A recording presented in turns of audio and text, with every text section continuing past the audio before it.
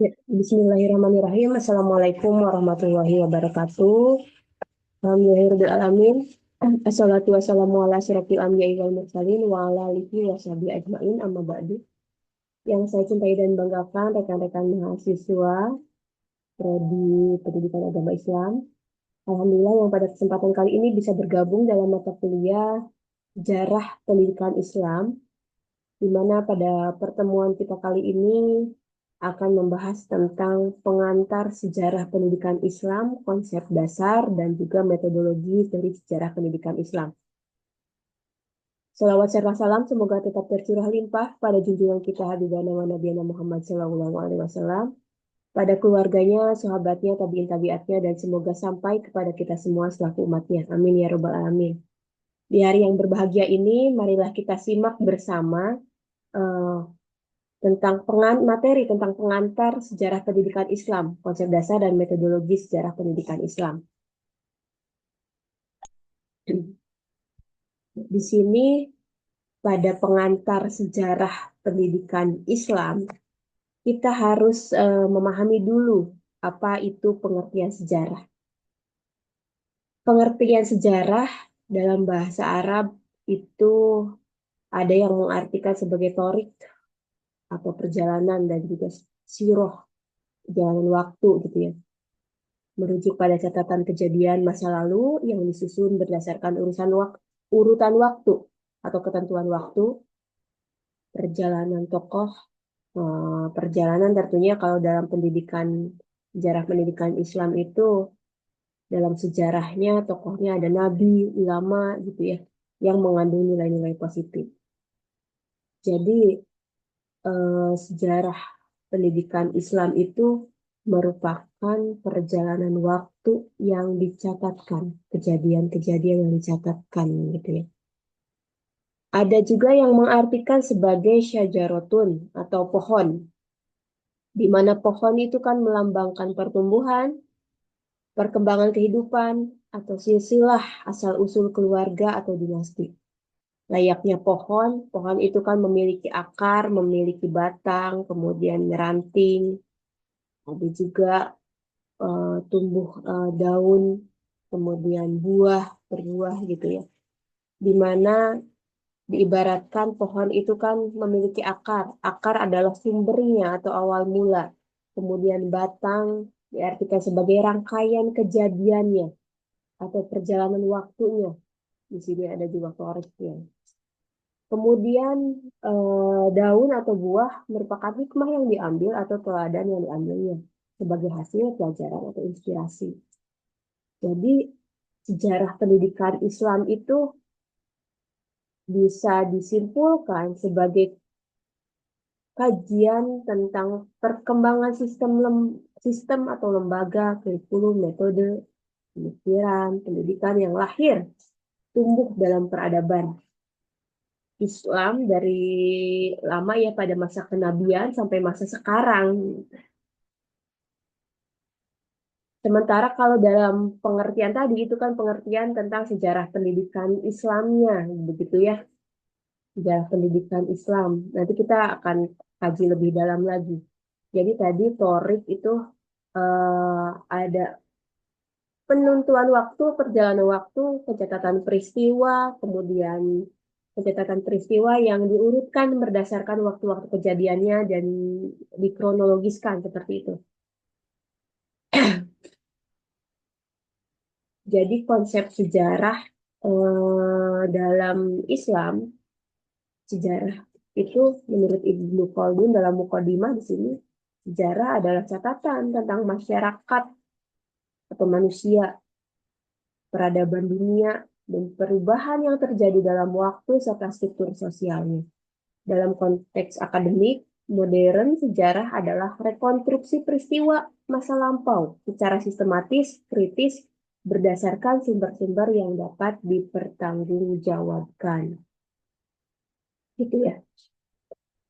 Kemudian tadi definisi terminologi sejarah. Sejarah sering dianggap hanya sebagai cerita masa lalu, namun sebenarnya sejarah merupakan ilmu yang mempelajari kehidupan manusia dalam ruang dan waktu. Sejarah menjadi dasar ilmu-ilmu sosial dan humaniora karena membahas perkembangan manusia dari masa lalu, masa kini, hingga masa depan. Sejarah tidak hanya berupa cerita, tetapi juga dapat dipahami sebagai kisah, karya seni, dan ilmu yang memiliki metode ilmiah. Nah, terminologinya seperti itu ya. Jadi, pada masa lalu atau masa lampau, sejarah itu merupakan kejadian yang benar terjadi, yang nyata terjadi. Silsilah atau asal-usul. Masa lalu itu adalah objek utama sejarah karena di dalamnya terdapat suatu peristiwa, ada tokohnya, ada kebijakannya, ada perubahan sosial yang terjadi, dan ada kebangkitan atau kejatuhan dari peradaban.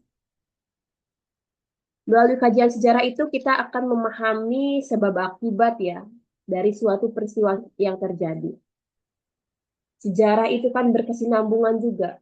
Sejarah kejadian yang terjadi di masa lalu, kemudian membuat di masa kini itu sejarah itu menjadi panduan, cerminan, gambaran kita bagaimana kita bertindak di masa kini dan bagaimana kita mempersiapkan masa yang akan datang. Jadi masa kini saat ini sejarah dianggap sebagai peristiwa yang benar-benar terjadi di masa lampau pada individu dan masyarakat sesuai kenyataan alam. Jadi meskipun itu kejadiannya di masa lalu, tapi sejarah itu pada masa kini dipakai sebagai acuan gitu ya. Dan untuk masa depannya, peristiwa penting yang nyata di masa lampau yang dapat menjadi pedoman persiapan menghadapi masa yang akan datang. Jadi sejarah itu di masa lalu kejadiannya terjadi, nyata terjadi, ada tokohnya, ada kebijakannya, ada perubahan sosial yang terjadi, ada kebangkitan ataupun kejatuhan dari peradaban tersebut, lalu kemudian pada masa kini dijadikan sebagai pedoman, acuan kita bertindak pada masa yang sekarang gitu. Dan untuk masa depannya menjadikan pedoman juga bagaimana kita mempersiapkan masa depan yang akan kita hadapi gitu ya. Kemudian, nah sekarang beranjak ke pendidikan Islam. Untuk pendidikan Islamnya tersendiri ada tarbiyah atau proses pengasuhan dan pengembangan. Pendidikan gitu ya. Pendidikan itu adalah sebuah proses pengasuhan. Ada juga yaitu ta'lim, proses pengajaran ilmu dan ta'dib, pembentukan adab atau akhlak. Pendidikan Islam merupakan proses pembinaan dan pengembangan potensi manusia berdasarkan ajaran-ajaran Islam, Al-Quran dan Sunnah, guna membentuk manusia yang beriman, berilmu, dan berakhlak. Tokoh pendidikan klasik yang kita kenal seperti Al-Ghazali menekankan bahwa tujuan pendidikan Islam adalah untuk mendekatkan diri kita kepada Allah dan membentuk akhlak yang mulia serta sumber ilmu pengetahuan, ya, membentuk manusia yang beriman, berilmu, dan berakhlak.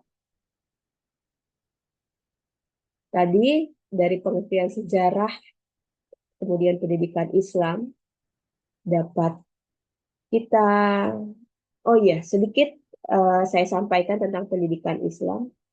Jadi untuk pendidikan Islam itu merupakan serangkaian ya, serangkaian mulai dari kurikulum, kemudian tokohnya mungkin ada guru, ada ulama, kemudian dalam pendidikan Islam itu ada siswa atau murid atau peserta didik, kemudian bagaimana metode pembelajaran dalam pendidikan Islam, kemudian ada juga karakteristik dari peserta didik, bagaimana kemampuan-kemampuan yang harus dimiliki oleh pendidik, itu adalah serangkaian pendidikan Islam. Berbeda dengan pendidikan agama Islam ya. Jadi bedakan pendidikan Islam dan pendidikan agama Islam. Kalau pendidikan Islam itu kan berarti mencakup keseluruhan. Kalau pendidikan agama Islam itu kalau dalam matematika gitu ya mungkin kita pernah mempelajari waktu SMP mengenai diagram Venn, itu ada himpunan semesta, Jika himpunan semestanya adalah pendidikan Islam, maka pendidikan agama Islam itu ada di dalamnya. Jadi pendidikan agama Islam hanya sebagian kecil dari pendidikan Islam. Kalau pendidikan agama Islam itu ilmu ya, seperti kalau di sekolah mungkin mata pelajarannya gitu ya, ilmu yang mempelajari tentang fikih, tentang Al-Quran, hadis, rukun iman, rukun Islam, hanya sebatas itu. Sedangkan kalau pendidikan Islam, tata cara penyampaian materinya, kemudian bagaimana metode pengajarannya, seperti itu pendidikan Islam. Kembali ke sejarah pendidikan Islam, tadi ini merupakan rangkumannya. Jadi sejarah pendidikan Islam adalah kajian tentang perkembangan sistem, lembaga, pemikiran, dan praktek pendidikan dalam peradaban Islam sejak masa Nabi Muhammad hingga masa kontemporer atau masa saat ini gitu ya. Di mana nanti kita akan mempelajari selama beberapa pertemuan ke depan. Sekarang kan pengantarnya, kemudian bagaimana konsep pendidikan Islam dan juga metodologi pendidikan Islam. Nanti juga akan dipelajari sejarah pendidikan Islam dari masa ke masa. Mulai dari pendidikan Islam pada masa Nabi Muhammad yang dibagi menjadi dua periode, ada periode Mekah dan periode Madinah. Kemudian ada pendidikan pada masa Khulafaur Rasyidin, pendidikan pada masa Bani Umayyah, pendidikan pada masa Bani Abbasiyah, di mana di saat itu terjadi kejayaan atau masa keemasan gitu ya. Kemudian pendidikan pada masa klasik, pertengahan, dan modern gitu ya. Kemudian bagaimana lembaga pendidikannya seperti madrasah, pesantren, universitas. Kemudian bagaimana tokoh-tokoh dan pemikiran pendidikan Islam, juga mempelajari bagaimana pendidikan Islam di Indonesia, siapa tokohnya, seperti itu akan kita pelajari dalam sejarah pendidikan Islam ini. Kemudian lanjut ke berikutnya, yaitu apa sih tujuan kita mempelajari sejarah pendidikan Islam?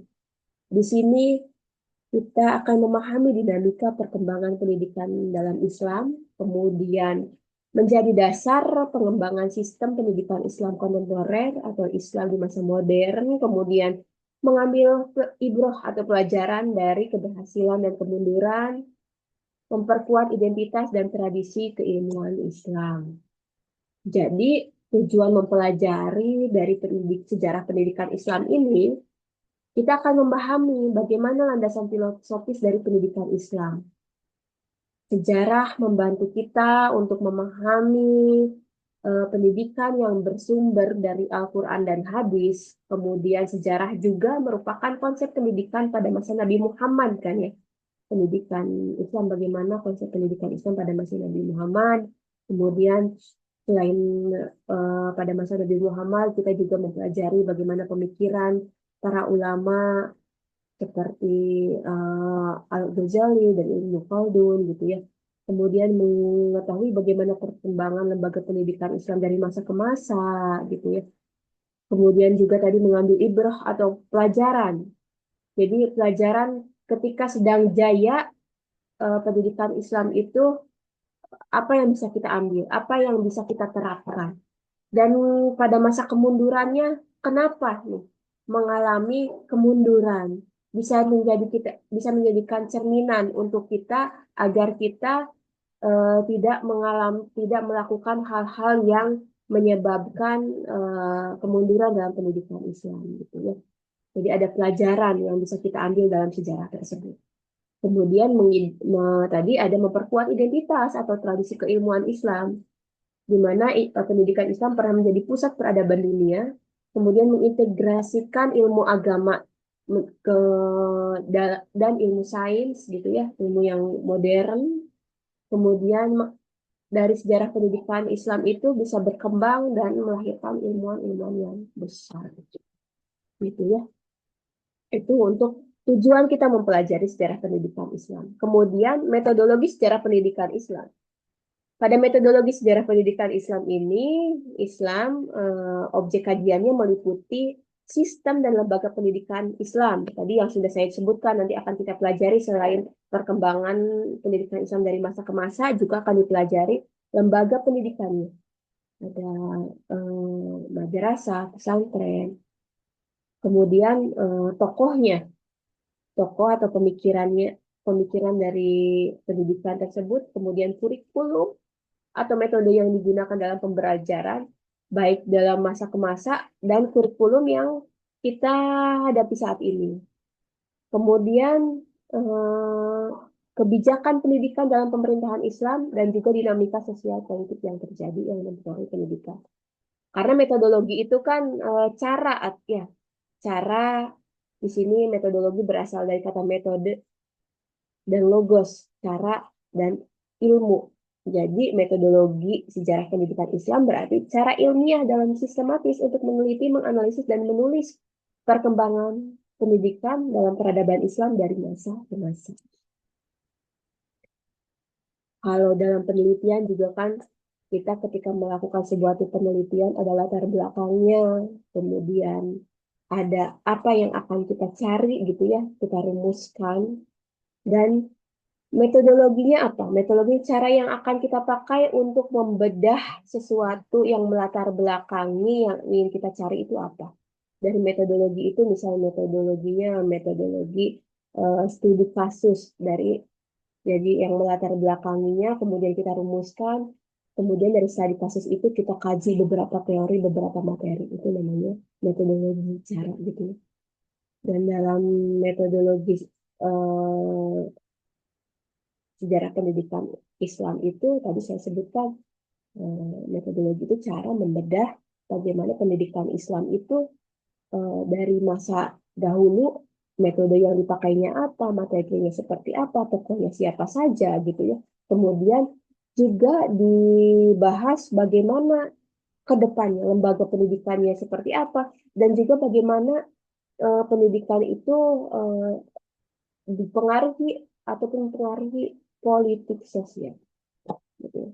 Dalam mempelajari sejarah pendidikan Islam, metodologi yang dipakainya itu kebanyakan metode historis.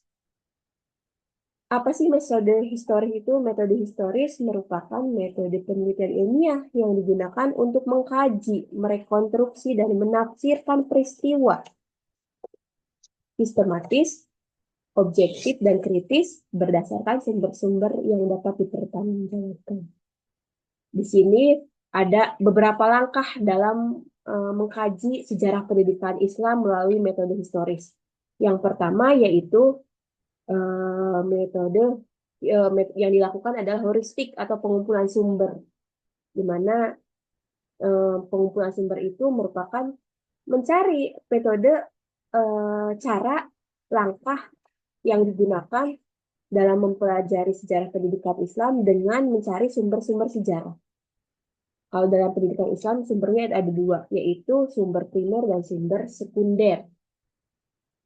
Sumber primernya itu adalah Al-Quran, hadis, kitab gitu ya. Kalau sumber-sumber sekunder itu seperti buku, jurnal, atau penelitian-penelitian yang kita lakukan, yang ilmuwan-ilmuwan lakukan, itu adalah metode sekundernya. Kemudian yang kedua, langkah yang dilakukan adalah kritik sumber atau memverifikasi. Ya. Tahap ini bertujuan untuk menguji kebenaran dan keaslian sumber. Ada kritik eksternal, ada kritik internal. Kritik eksternal itu adalah sumber yang dikumpulkan, diverifikasi apakah betul, bagaimana keaslian dari dokumen tersebut, dokumen-dokumennya ya. Kemudian kritik internal, kalau kritik internal itu dari isi di dalamnya dibedah gitu ya. Bagaimana juga kalaupun ada yang menulis gitu ya, tadi kan ada sumber sekunder misalnya ada sebuah buku, kemudian harus itu juga diverifikasi juga kredibilitas penulisnya bagaimana, kebenaran isinya bagaimana, itu namanya kritik internal. Itu. Kemudian langkah ketiga yaitu interpretasi atau penafsiran, di mana penafsiran ini proses memahami dan memberi makna terhadap fakta-fakta sejarah yang ada. Menghubungkan fakta dengan konteks sosial politik, kemudian menganalisis sebab akibatnya, Kemudian juga menilai pengaruh suatu kebijakan dalam pendidikan. Pengaruh kebijakan yang terjadi dalam pendidikan itu seperti apa, gitu ya. Kemudian langkah terakhir yaitu historiografi atau penulisan. Jadi dalam sejarah itu kan tadi langkahnya sistematis gitu ya. Tidak hanya ada tokohnya saja, ada metode yang digunakan, ada ilmu yang disampaikan, tapi juga dalam sejarah harus ada penulisan sejarahnya, di mana historiografi itu merupakan proses atau seni penulisan sejarah berdasarkan hasil penelitian dan analisis terhadap sumber-sumber sejarah. Cara menuliskan dan menyusun peristiwa masa lalu menjadi karya sejarah yang sistematis dan ilmiah. Di sini sistematis. Sistematis itu ada pendahuluannya, ada yang melatar belakanginya, kemudian metode yang digunakan, kemudian ada pembahasan, hasilnya bagaimana, kesimpulannya, di mana dalam pembahasan itu kan ada sebab akibat juga ya, gitu. Dibahas sebab akibat itu. Bahas juga bagaimana hal-hal yang berpengaruh seperti itu terhadap pendidikan Islamnya gitu ya. Kejadian-kejadian sejarah yang berpengaruh terhadap pendidikan Islam. Kemudian menggunakan referensi ilmiah. Seperti tadi Al-Quran dan hadis juga kan jelas gitu ya. Al-Quran dan hadis secara runtutannya bagaimana ketika Nabi Muhammad itu mendapatkan wahyu itu nanti akan dibahas di pertemuan berikutnya pada pendidikan pada masa Nabi Muhammad SAW gitu. Kemudian membuat catatan kaki atau citasi dan menggunakan bahasa akademik. Itu untuk materi pengantar sejarah pendidikan Islam.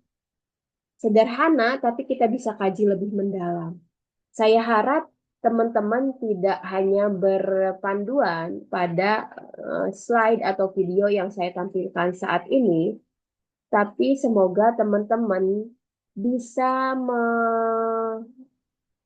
mengkaji lebih mendalam dari berbagai sumber. Seperti yang saya tugaskan, yaitu untuk mencari jurnal pendidikan, jurnal eh, jurnal itu kan bisa dipakai untuk sebagai sumber sekunder tentang sejarah pendidikan Islam gitu ya. Nanti akan kita kaji bersama. Dan saya harapkan teman-teman tidak puas hanya dengan penjelasan itu atau dengan membaca salah satu jurnal, tapi terus mengkaji berbagai sumber-sumber lain-lain, baik dari Al-Quran dan hadis, buku-buku dari peneliti gitu ya, dari para ilmuwan, ataupun dari jurnal-jurnal penelitian yang sudah divalidasi gitu ya.